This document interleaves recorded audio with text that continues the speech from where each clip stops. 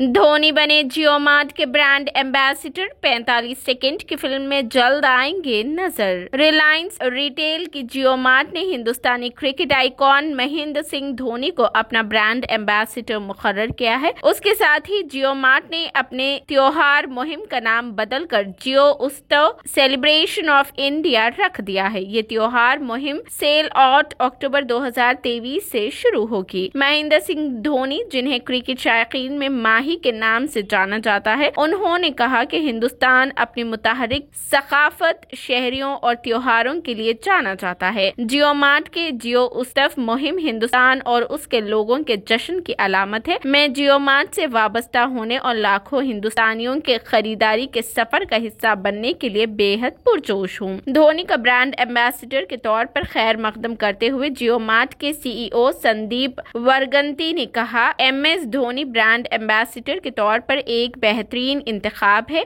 उनकी शख्सियत जियो मार्ट की तरह काबिले एतबार है। धोनी ने कौम को जश्न मनाने के बहुत से मौके फराहम किए हैं और अब सारिफीन को जियो मार्ट में जश्न मनाने का एक और मौका मिल रहा है और शॉपिंग इस जश्न का एक लाजमी हिस्सा है।